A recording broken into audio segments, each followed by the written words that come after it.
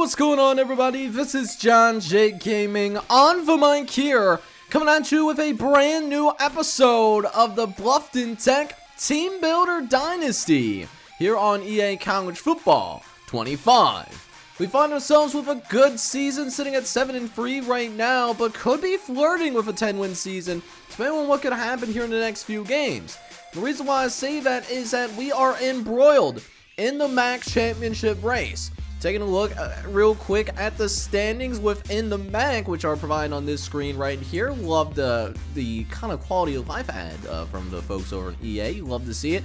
We're 4-2 in conference play, and so we do have a loss against Ohio earlier in the season. That could ultimately hurt us, but with that being said, if we get a little bit of help, either with Indiana losing or Ohio losing, we can sneak into that MAC championship game. So we have a chance to really have a successful season, really could put ourselves in a spot to where we could win 10 games after not even being able to win 6 games in our first 2 seasons as a program. We're really starting to take off.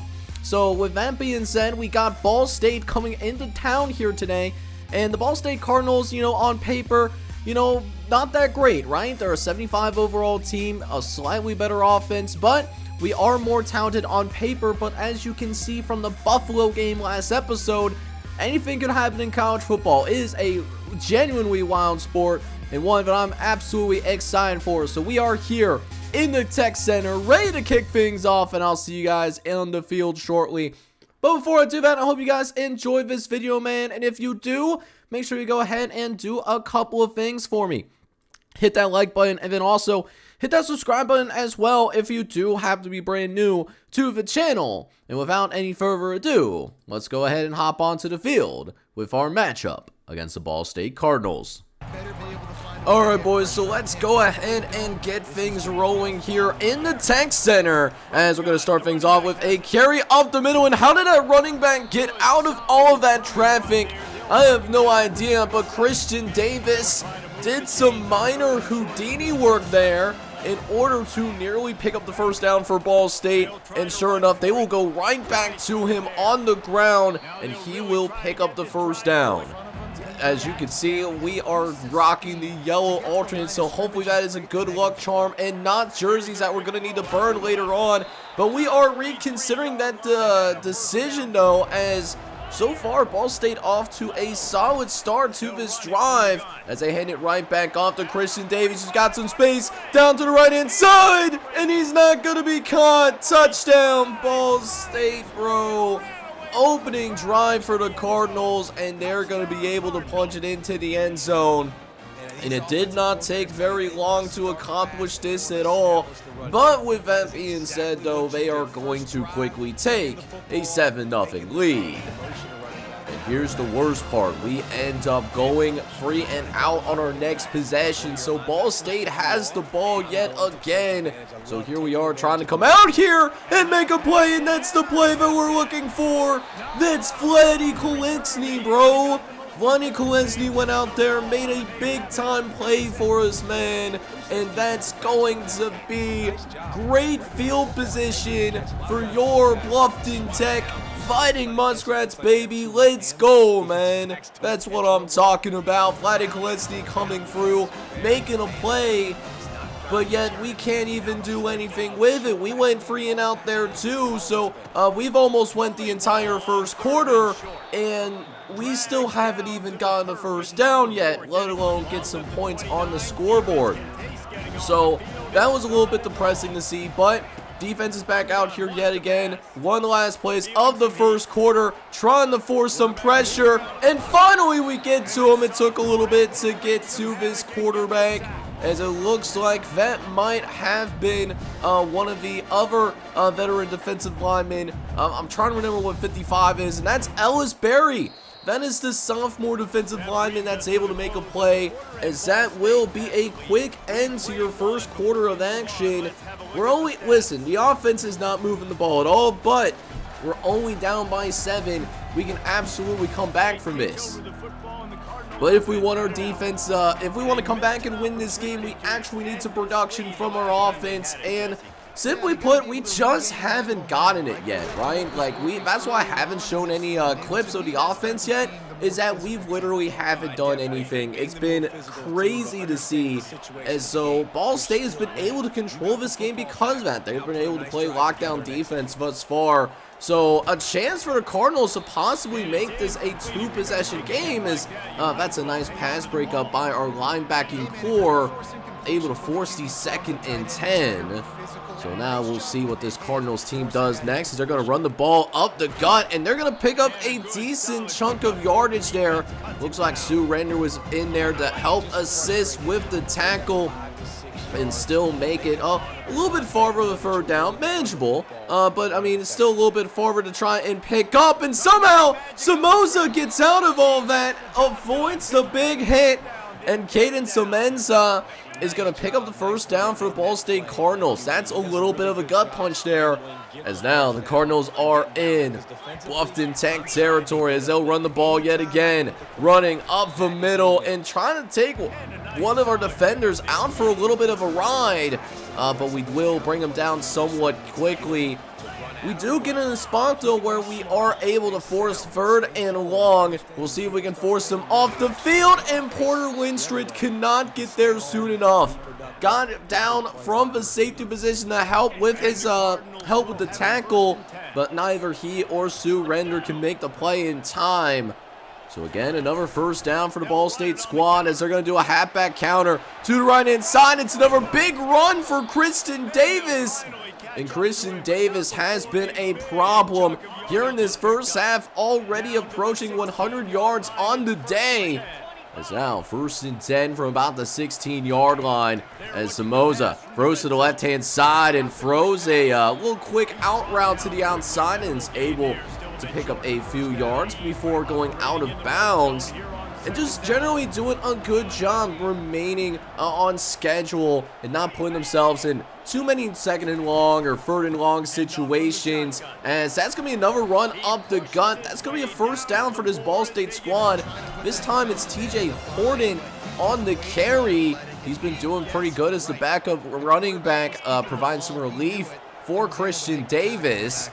But a couple plays later, as we try to get a play in the goal line, and sure enough, we do. We are able to generate that pressure that we are looking for. So with less than 3:30 left to play here in this 1st half of action, we are going to force Ball State to take the field goal. And we're only going to be down 10-0. So it's been a rough 1st half from us for an offensive standpoint. We haven't turned the ball over or anything, but at the same time, though, we gotta get our offensive unit to wake up here, and hopefully this drive can get it done. And nothing is a better cure than a Chris Gentry long bomb down the sideline, and Chris Gentry's gonna be gone like a girl in a country song, man. Touchdown, Bluffton Tech. And just like that, the Fighting Muskrats are right back into the game with Chris Gentry, showing why he's one of the best receivers in the country. That point could very well be the turning point of this ball game as we come out here. We're able to force a 3 and out on our next possession.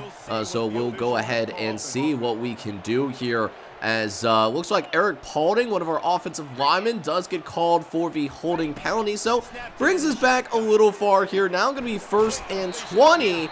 We will get a little bit of those yards back to Javon Moore, who does get up a little slowly, but it's not about him.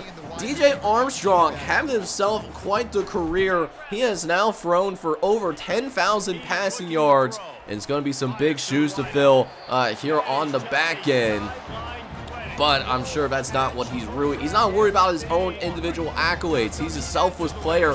He's more concerned about making sure that we get some points on this drive. Armstrong stepping up in the pocket, didn't like what he saw downfield and tucked it and ran. And he's going to pick up a gain of 9. A solid decision by DJ Armstrong, able to go ahead and get 2nd and short. So now Armstrong dropping back in the pocket, quickly throws to the left-hand side, and again connects with Javon Moore. He's got a little bit of a connection here on this particular possession. He's got 2 receptions on this drive. Now 1st and goal from the 8. Going to stop and drop back, throw it to the left-hand side, and we wanted Scooter Page. He was there. He was open in the end zone, but DJ Armstrong just led him a little bit too far. And now it's going to be 2nd and goal instead. It's when it could have been a Bluffton Tech lead. However, Armstrong, he's not going to wait much longer because Armstrong is going to force his way into the end zone. Touchdown, Bluffton Tech.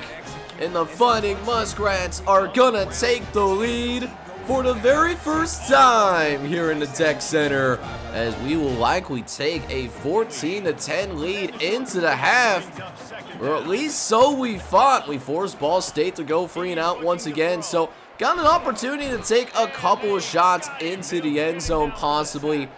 And at this point, I really did thought about taking this into the half, but I saw that they were pressing, so I wanted to try our luck here, see if Chris Gentry can get open. And sure enough, Chris Gentry, he is simply too fast.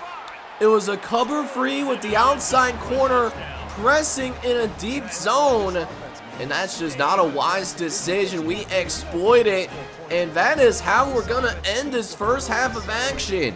Another touchdown for this Bluffton Tech squad, and we looked like a team that was down the water, but we also showed that we can score in a hurry ourselves. Led by Chris Gentry, we now have a 21-10 lead at the half. So, welcome back to the Tech Center as we open up the second half of action. Here's the scary part about what we just did.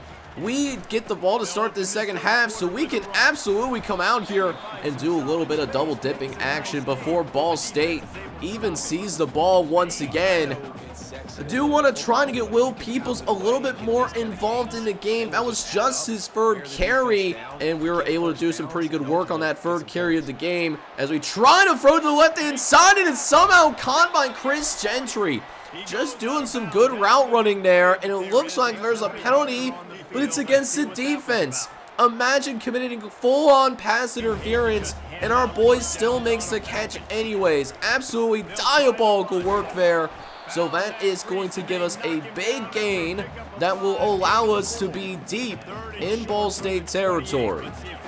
Meanwhile, a couple of plays later as we face a 3rd and 1, we throw quickly to the left-hand side, and that was a little bit harder of a completion than what it should have been. DJ Armstrong nearly let him out of bounds. But 3rd and 11 here, though, we tried to set up this little mid-screen for Javon Moore, and it just didn't work out for us. So, going to bring our field goal unit in, and it's going to be a 44-yard field goal.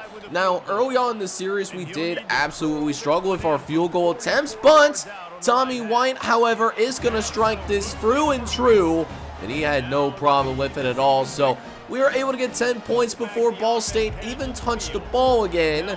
So that's a really promising sign. We're up by 2 possessions now. Now, with that being said, we got this Ball State offense back out onto the field. And listen, I mean, Ball State had its good moments here in this first half, right? I mean, 10 points and a half is certainly not terrible, although it's not ideal either in today's college football landscape. So Ball State's going to drop back the pass on a 2nd and 2, and I'm surprised that TJ Horton decided to do a secure catch. He had a ton of running room. He was wide butt naked open. I don't know if he was expecting a hit from Nash Birthday or what happened there, but still going to be 1st down for Ball State anyways, as we got their other tailback, Christian Davis. He's all by himself, wide butt naked open on the flat, and is able to take full advantage. However, not really able to move the ball in the next couple of plays. It's going to be 3rd and 9, and Simone Melnsa wish he would have had that particular pass back, because that should have been an easy 1st down conversion. Instead, Ball State is going to bring their kicker out for a borderline 60-yard field goal. And look at this leg. Oh my goodness, he actually drills it through. Completely crazy that they tried that field goal. But hey, all credit to them, man. They definitely found a way to make it work. So we'll take back over with a 24-13 lead as Armstrong will get comfortable in the pocket once again. Chris Gentry is a menace. Can someone put a most wanted sign out, because Chris Gentry needs to be put on this list. They need to do it right away, as Chris Gentry able to go down the sideline, get another touchdown up on the scoreboard, man. And that's going to be another touchdown for your Fighting Muskrats. and we're really starting to run away with it right now. We got a 31-13 lead here. So this is a big drive. This game could absolutely get out of hand. After Ball State, mind you, they scored the first 10 points of this game. Bluffton Tech has been on a 31-3 run ever since, though. It's been a change of dominance. However, looking to change things up here is TJ Horton is going to get the carry, and Horton having a solid day on the ground. He's been averaging about 5 yards a carry, so picking up a first down every other carry here. And we're also going to help this offense out as we are going to be caught offsides. We forced the offensive lineman to jump, but that was because James Couch-Smith jumped offsides first, the sophomore, giving Ball State a free first down. And a little bit frustrating that we saw him do that, but it is what it is. So now it's going to be 1st and 10 as they'll throw it over to the left-hand side. They get it out to their running back, Christian Davis. These running backs have been heavily involved as Caden Semenza is going to hit 2,000 passing yards on the year. Really surprised that he hasn't really produced all that much, though. I mean, he's got the star by his name, so we figured he would be more of an impact player. But we're okay with that, though, because we're going to get into the 4th quarter of action shortly, and we have a convincing lead, as here's a brief look at how the top 25 is shaking out right now. Alright, boys, so welcome back to the Tech Center as we are here in the 4th quarter, and we're going to pick things up here on a 3rd and 9 where they tried to connect, but Nash Birthday was able to get pressure on the quarterback, and because of that pressure, the throw was in error. So now it's 4th and 9, and Ball State, unsurprisingly, tried to go for it, but Vladdy Kolesny is going to lay out for his squad, and that means that we are going to take over on downs, and doing so with pretty good field position as well. We already start at about midfield, and it's not going to take too terribly long before we cross midfield ourselves as we go with a little bit of play action, trying to throw to the right-hand side. Wanted Javon Moore, but that was the pressure, forcing a rush decision.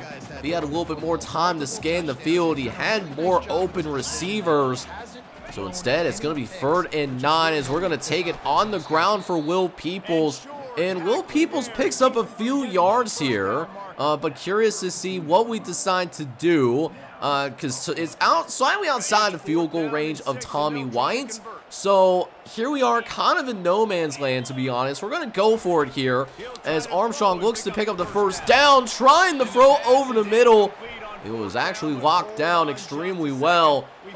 And that was even with us holding a little bit longer, so our gamble didn't necessarily work out. And now Ball State will take over with it being a turnover on downs. So 1st and 10 coming out of the turnover as Christian Davis gets another reception. If he was playing fantasy football, he would be having a pretty productive day. Definitely would be getting plenty of fantasy points, that's for sure. So now 2nd and 4 coming up as they throw to the right-hand side, and that is going to be caught for the first down. That's another catch for this Ball State squad. As now 1st and 10 coming up as they are in midfield. As Semenza drops back, looks over the middle of the field, and finds Christian Davis again. This defense has been able to lock things down here in the 2nd half, but they have had a hard time finding a consistent way to stop these running backs. They are giving both of them, both Christian Davis and TJ Horton, touches constantly today, but when we get it to a receiver, we make them pay for it, man. That is DeMarvin Holland with that user interception. You love to see it, man. Able to force the INT, and that is going to be Bluffton Tech football. And oh my goodness, if DeMarvin Holland did not step out of bounds there, he could have had himself a pick 6. But you know what? Beggars can't be choosers. They certainly can't be choosers sometimes. So we try to move the ball downfield, but we don't really do anything productive with it. We end up going 3 and out. So Ball State will end up touching the ball yet again.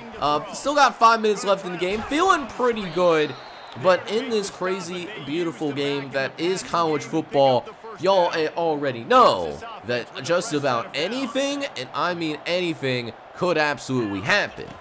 So here we are as they're going to try to throw over the middle, and Nash Birthday is going to put a stop to it immediately, but Jeffrey Simmons, the senior tight end who's had a pretty quiet day, he's going to pick up a few yards there as we got 2nd and 4 coming up. Throwing over the middle, that's caught, getting the drag pattern out, and actually ends up getting some pretty good success there, able to move the sticks.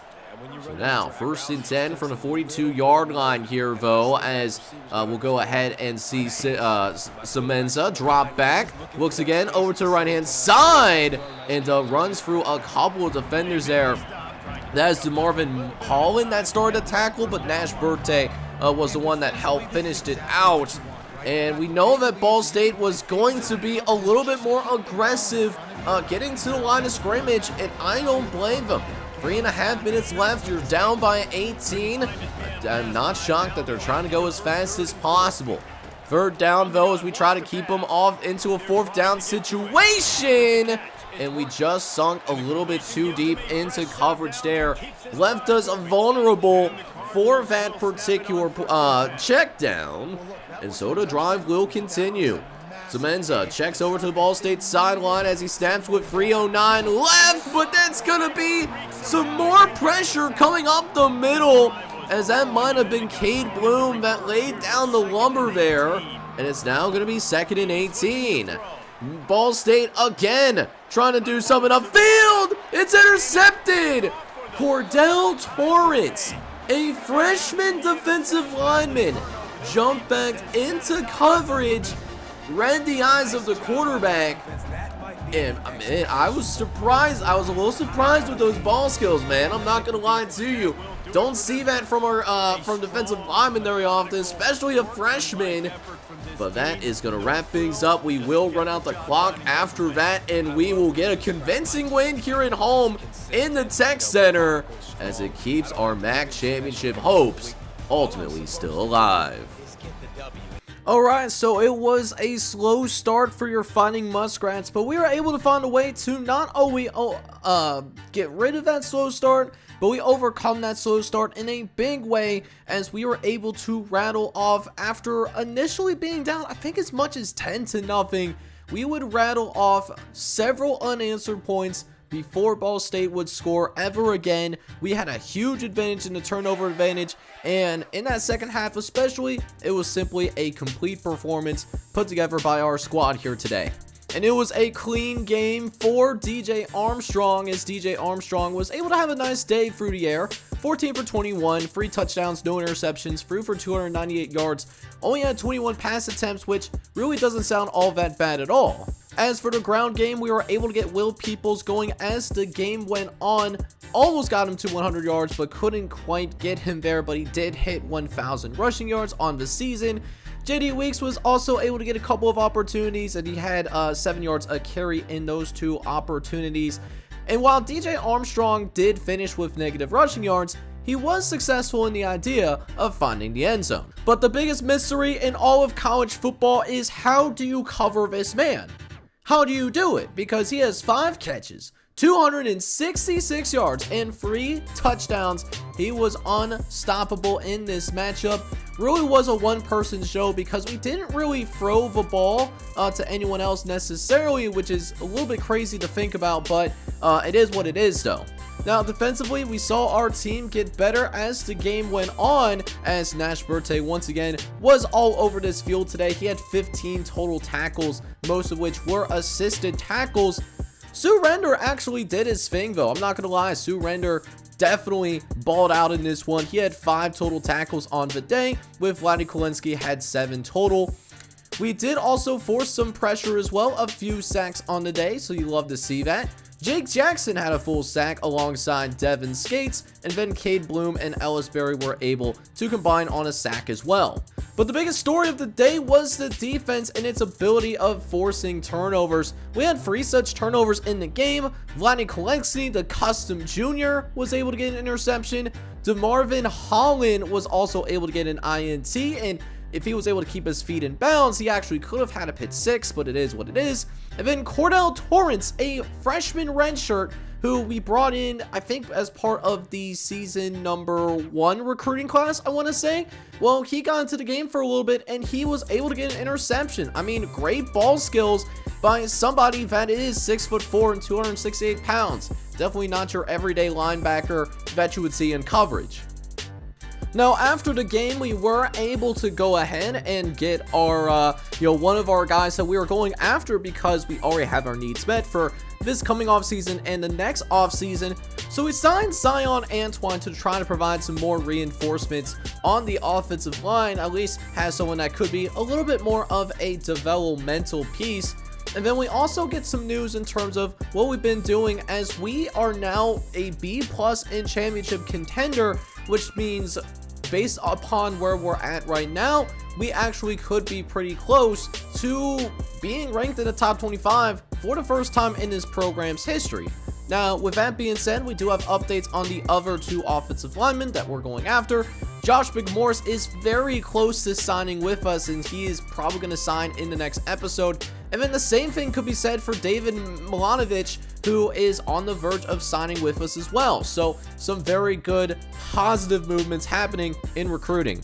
So speaking of those positives, we continue to have a great ambassador of Chris Gentry, who ends up being your offensive player of the week with those 260 plus yards and 3 touchdowns. And he might actually have done enough to be national player of the week. And yes, he is actually. Let's go, baby. So we're able to get national offensive player of the week. And that takes us into where we're at right now. Final game of the season. We're taking on the Akron Zips on the road. So that was actually senior day, which I didn't realize. I thought we were at home against Akron. But with that being said, boys, we enjoyed this game, man. Glad we were able to handle business against Ball State. But with that being said, guys, this is John Jake Gaming on Mike signing off. We'll come back to you guys when we have our matchup against the Akron Zips. But with that being said, this is John Jake Gaming on Mike signing off. But hoping you guys are all out there having a good one. Take care, everybody.